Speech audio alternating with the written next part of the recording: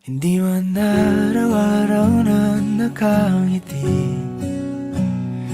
Ilang beses na rin tayong humihindi.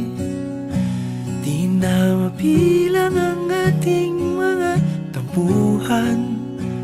Away bati natin di na namamalayan. Eto tayo, ngunit sa huli. Nung create ng Lord ang babae, ito po ay galing sa lalaki sa tadyang. Amen? And kung bakit, lagi natin naririnig kung bakit kinuha sa tadyang upang sa ganun, ang sinisimbolo nito ay tapat lang. Amen? Level. So, nilikha ang isang babae upang maging kasama, hindi katulong, no? Hindi alipin. Nilikha ang isang babae upang maging karamay, kadamay, sa kasiyahan at sa kalungkutan. Iyo ko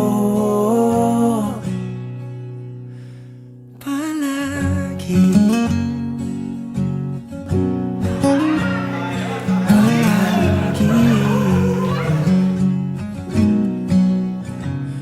First of all, I want to thank God because He gave me you. Sa 7 years na magjowa tayo, ikaw yung naging kakampi ko. Sa tulong at biyaya ng Diyos, ipinapangako mo ba na iibigin mo siya ng walang kondisyon at susuportahan mo siya sa lahat ng pangarap niya at gawin ang kalooban ng Panginoon sa buhay niya?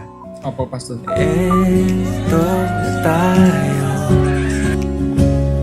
Ang singsing na ito, ang sumisimbolo ng pag-iisa natin. At gusto ko na isuot mo ito ng may pag-ibig at kagalakan. Katulad ng singsing na ito na walang katapusan, ganon din ang pagmamahal ko sa'yo.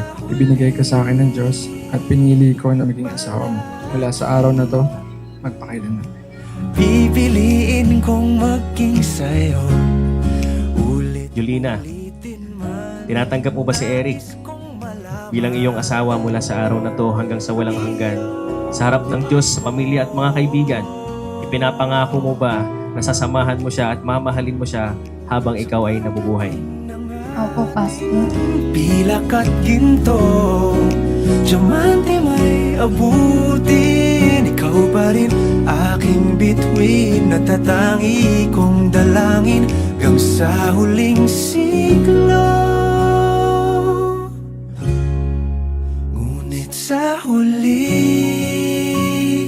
palagi babalik pa rin sa yakap mo. Hanggang sa huli palagi pipiliin kong maging sa'yo. Ulit-ulitin man, nais kong malaman mong iyo ko. Sa huli palagi pabalik pa rin sa yakap mo. Mahal, sa huli palagi pipiliin kong maging sa'yo. Ulit-ulitin man, nais kong malaman